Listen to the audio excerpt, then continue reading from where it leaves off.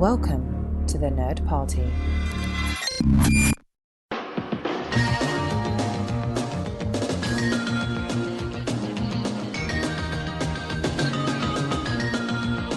Welcome to Great Shot, Kid, the podcast on the Nerd Party Network that is focused on the creators and inspirations of the Star Wars saga. I'm John. And I'm Mike. And this week, we are going to be taking a look at J.W. Rinzler's 8-issue adaptation of George Lucas's earliest draft of the film that became what we knew as Star Wars, The Star Wars. A very ambitious book that goes back to basics, and really the whole purpose of it is to give an idea of what it was that Lucas had going on in his brain when he wrote that first draft, so many years ago. So when we take a look at this, Mike, my first question is, did you read this at the time that it came out, or is this your first time with it? This is my first time with it. Like, I remember when it came out, and it was one of those things where as soon as I saw that, I'm like, oh, wow, I really want to read that, I'm totally going to read that. Let me wait until all the issues are out, and then I will read that. And, then as these things go, it's like, well, sure. I've got to read this thing, I got to read this thing. Maybe one day I'll do a podcast about it, and then I'll be forced to read it. You could see into the future. Okay, so this was your first time with it. Yeah. What did you think of it? I thought it was really interesting. I'm always into these sort of like alternate realities and everything like that in terms of like movies, not like alternate Star Wars realities, but sort of like alternate realities of what Star Wars could have been, or any movie for that matter. And, seeing this, seeing like you're saying, it based on like the very earliest, drafts of screenplays or treatments or whatever it is that Lucas was working on. I think it's really cool to see the process, to see where a lot of ideas that we would see on screen, maybe not for years to come, where they originated and how, the writing process evolves over time, and how a movie or a screenplay is developed and crafted and everything. Yeah. So yeah. No, sure. Yeah, I thought it was fascinating. I mean, in terms of like quality of the story, like if someone were to be like, you've got to read this story, this is an amazing story, and like Star Wars was not a thing which I was at all familiar with, I probably would have read it and been like, with like completely devoid of context, I would have read it and been like, this is kind of a mess. This is kind of a really big mess. It does not work at all. But that's kind of the point, Right. The idea is like, yeah, it was a mess because it was a first draft.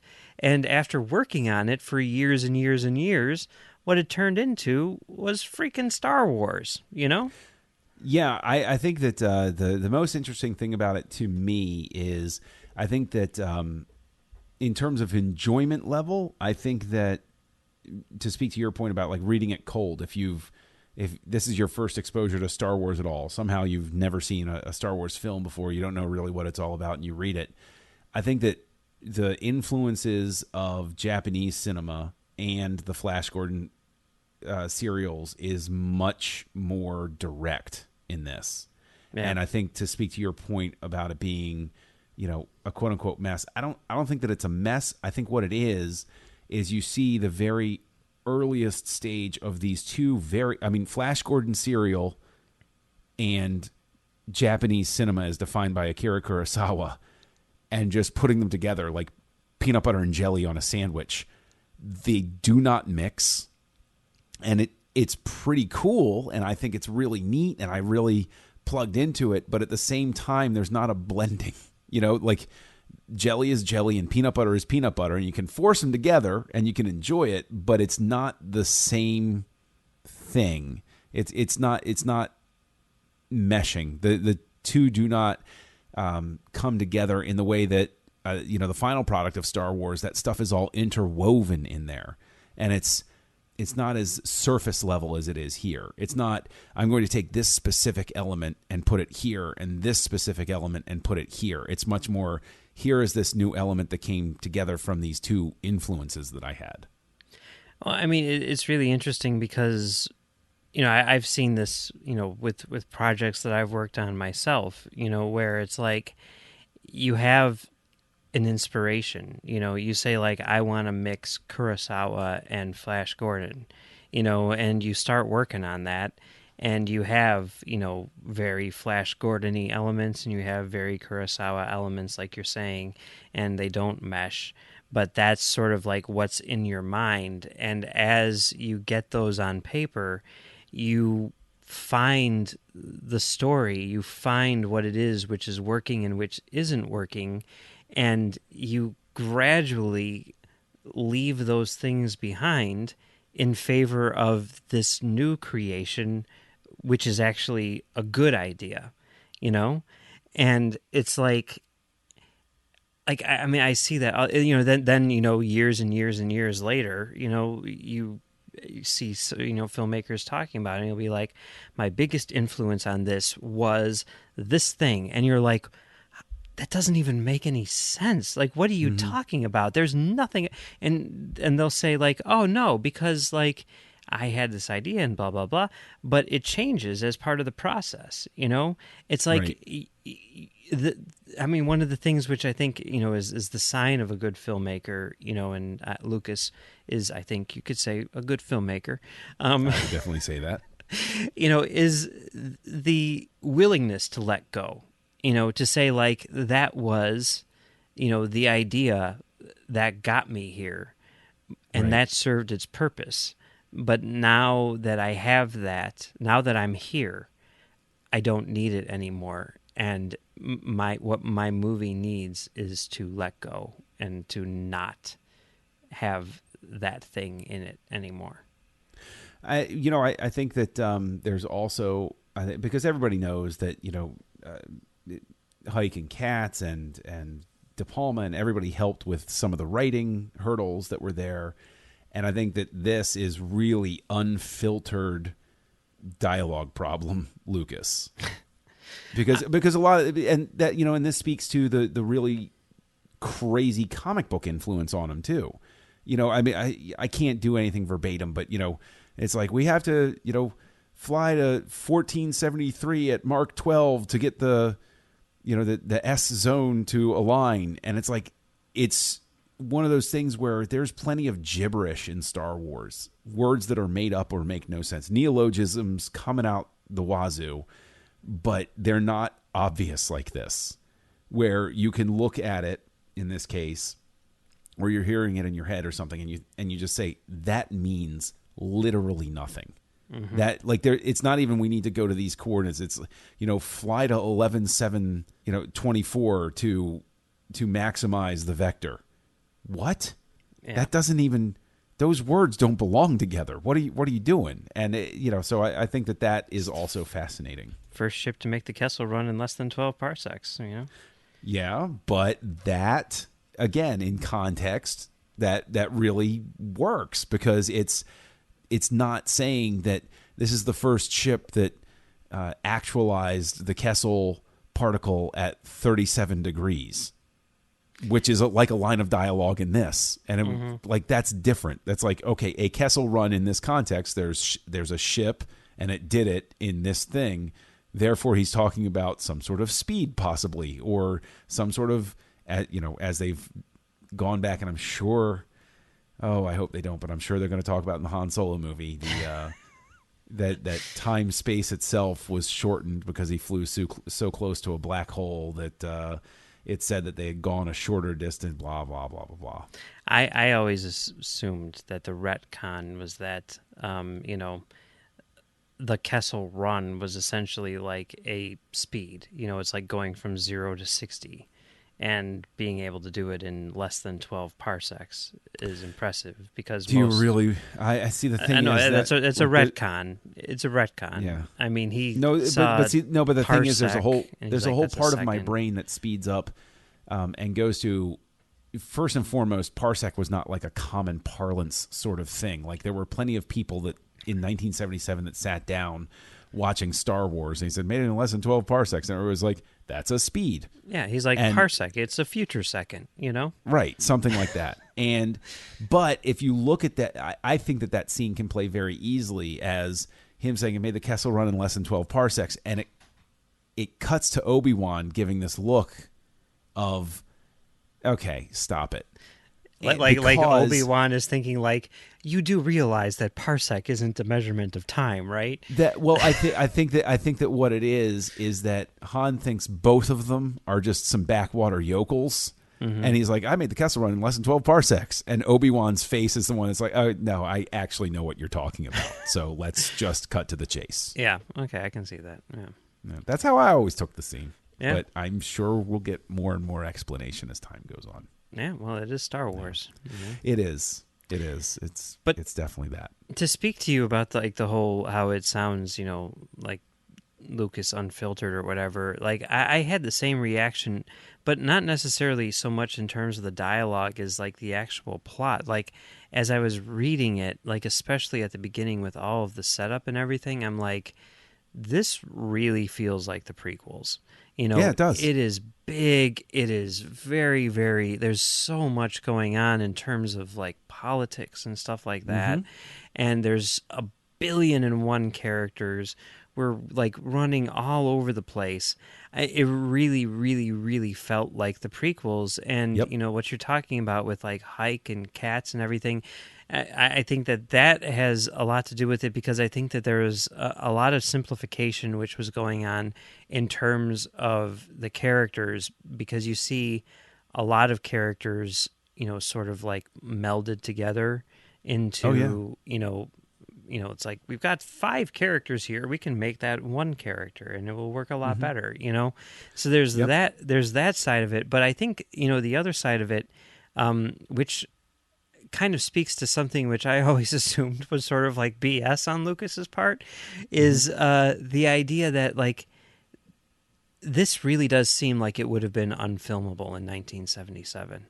Like, hands down. Yeah, I mean, there's no way this makes it to screen. And I know there's a lot of stuff where you could say that it's, you know, artist's interpretation. Obviously, they're doing a comic book. They don't need to make it look like it was a movie in 1977. And because of that, you can have these massive landscapes and you can have, you know, all this crazy technology which would not have been able to exist back then.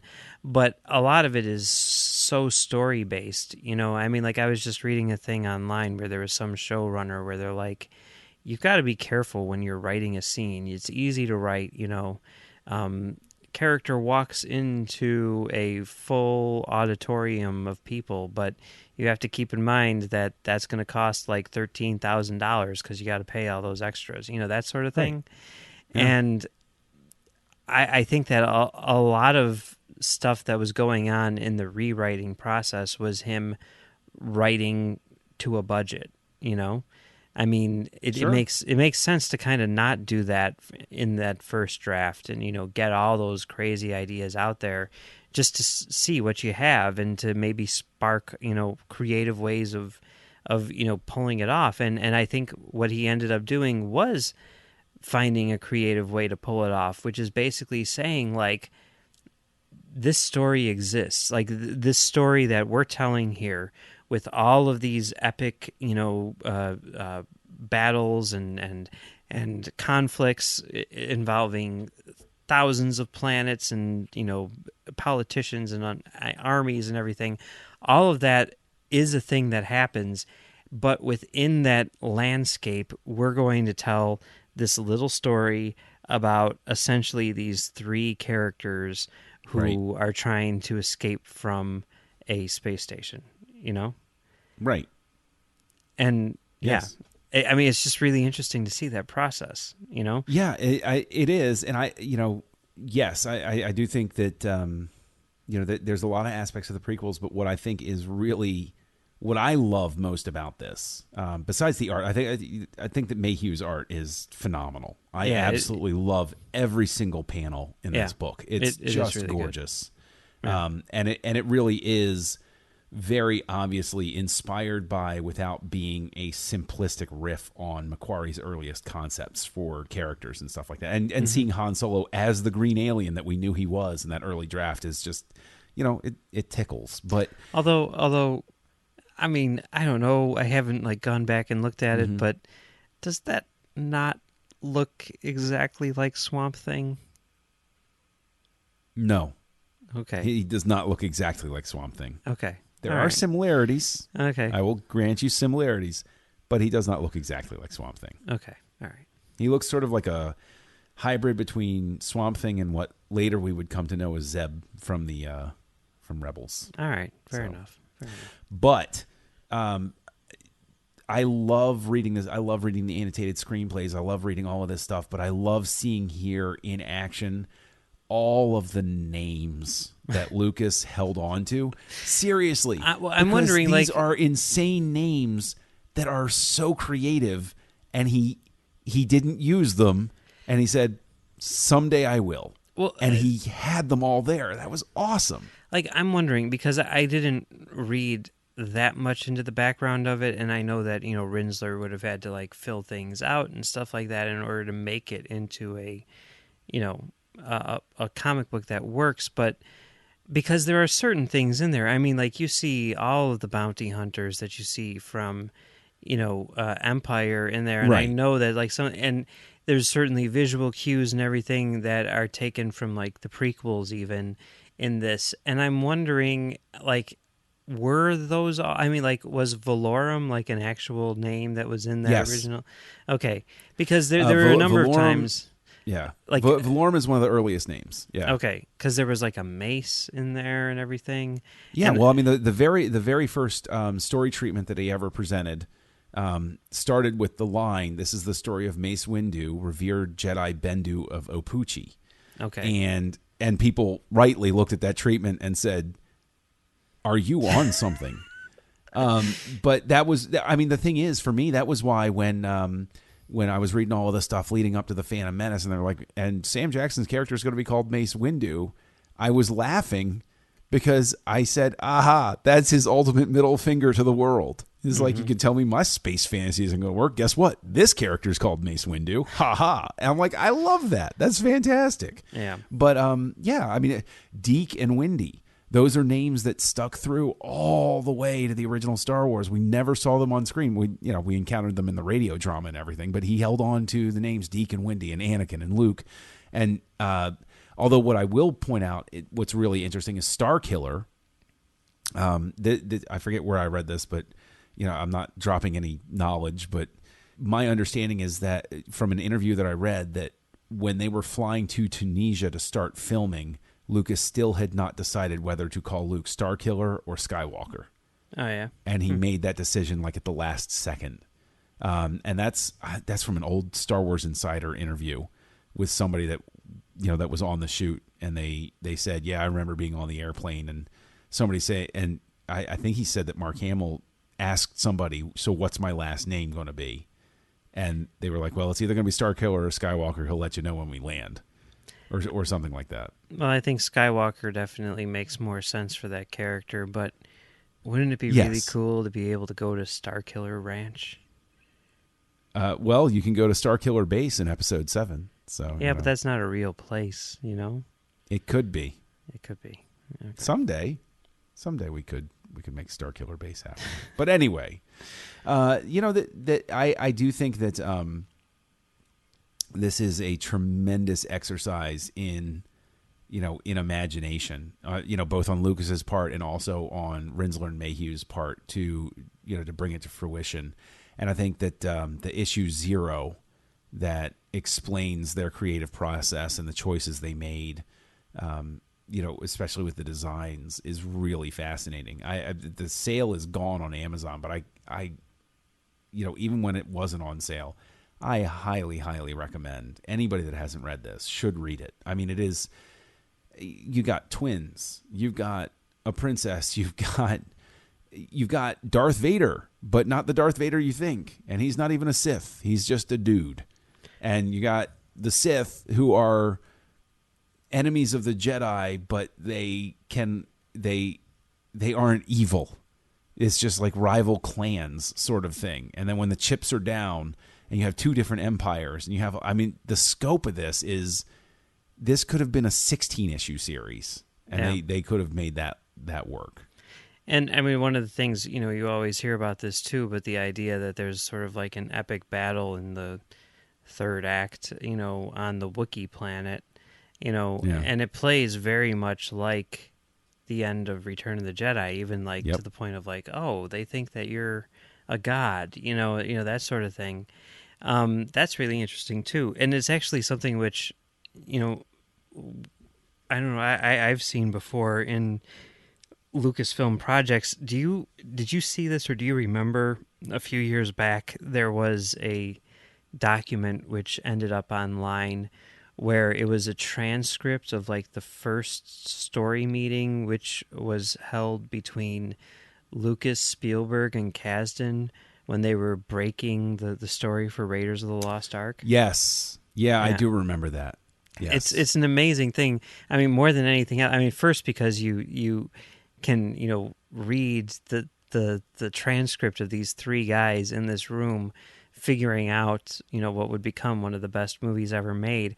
But it's also just really interesting to see how that happens, and then like there's this one sequence in the middle of that document where they talk about this whole thing where they're on a plane and the plane, is going to crash because it doesn't have any fuel, and they have like a life raft that they jump out of and everything. And it's like that scene ends up becoming the opening of Indiana Jones and the Temple of Doom. Right. And the three of them are the three that came up with it while they were trying to figure out Raiders. And they're like, well, that doesn't fit in this movie, but we're going to hold on to it. We're going to use it, in the next movie.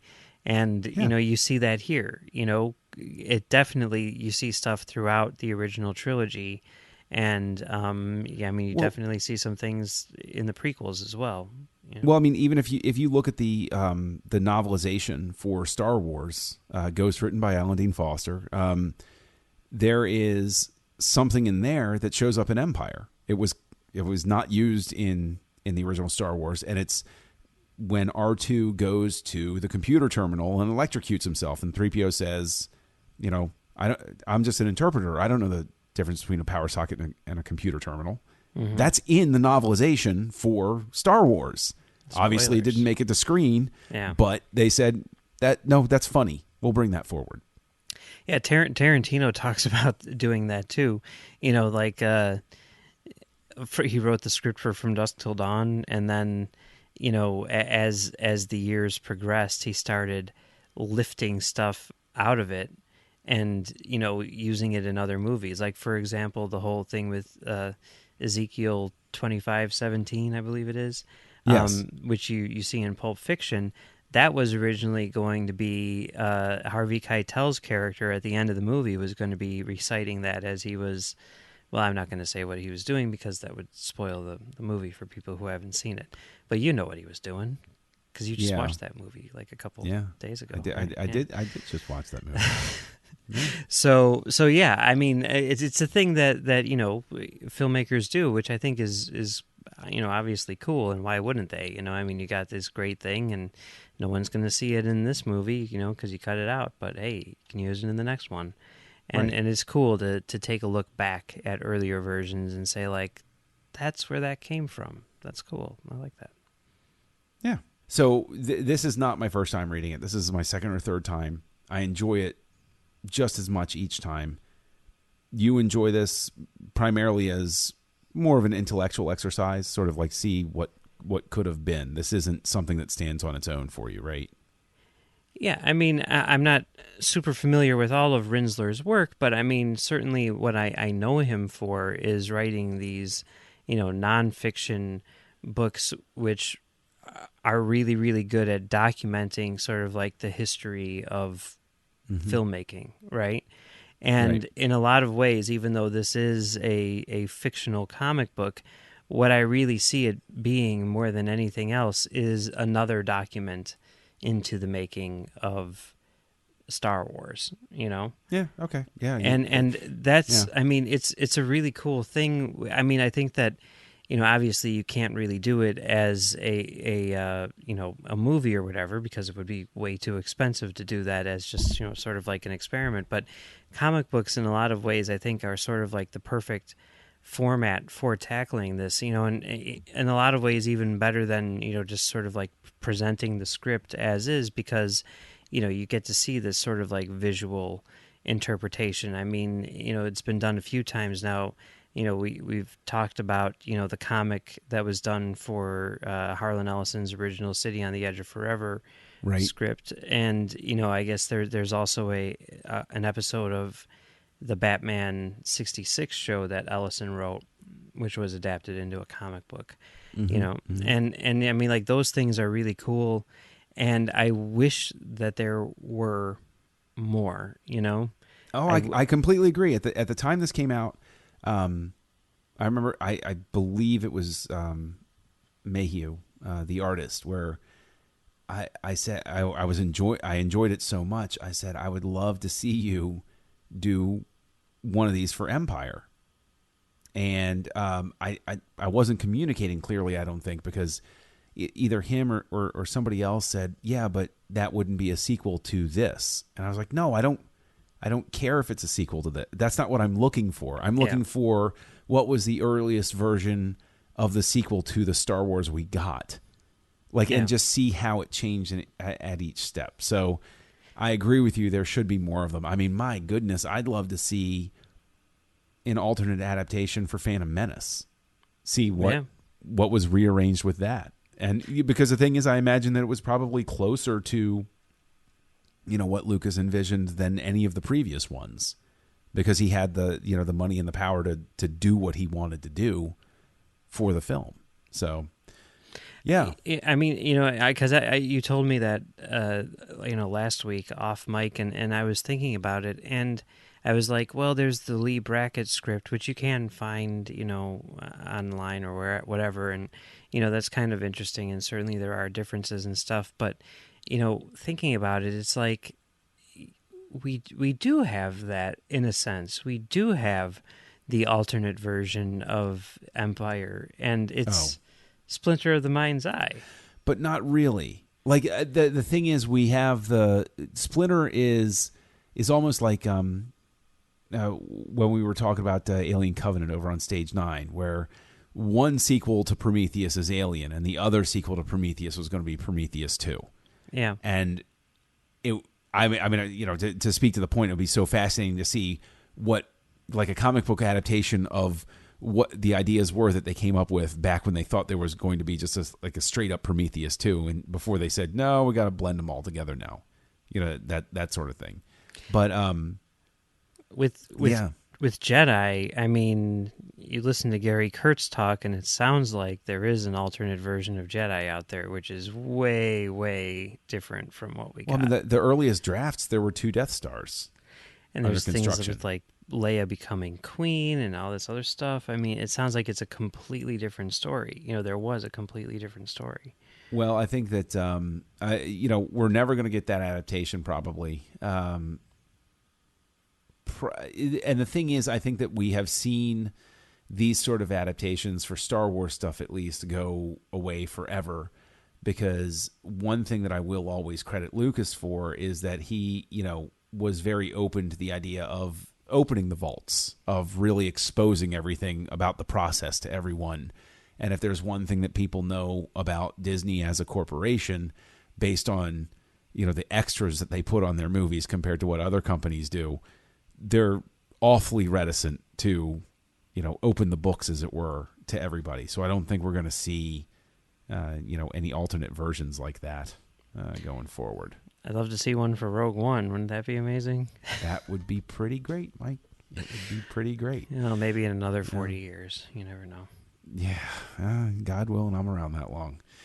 So anyway, it's been, I think we've had a really good time talking about this. I think we both recommend the Star Wars as adapted by J.W. Rinzler. And get yourself over to Amazon or Comixology or the Marvel app, whatever app it's on, and just go ahead and give it a digital spin. You'll really, really enjoy it, I think. Yeah. And if you do pick it up and you do read it, you can go ahead and let us know what you thought. You can go over to thenerdparty.com/contact, look up Great Shot Kid, drop us a line. We would love to hear from you. Maybe you've already read the Star Wars and you want to tell us, was there something we missed? Was there some highlight that you find that we didn't cover? Go ahead and share that with us. You can also reach out to us on Twitter at Join Nerd Party. And you can reach out to us on Facebook at facebook.com/The Nerd Party. So that's where they can reach us officially. Mike, where can people find you on the internet? Well, you can find me on Twitter at Mumbles3K, or you can find me on my website, commentarytrackstars.com, where I do a show called Commentary Trackstars. And you can find me on talkfilmsociety.com doing a show called Soderbergh 2828. And you can find me on Trek.fm doing a show called Stage 9 with you. That's right. That's right. With me, I am Kessel Junkie out there in the great wilds of the internet. And you can also find me co-hosting, as you said, Stage 9 over on Trek FM. You can find me co-hosting back here on the Nerd Party, Aggressive Negotiations with Matthew Rushing. And you can find me co-hosting Words with Nerds with my pal Craig. And so that's it for this week. Tune in next week for a very special episode of Great Shot Kid.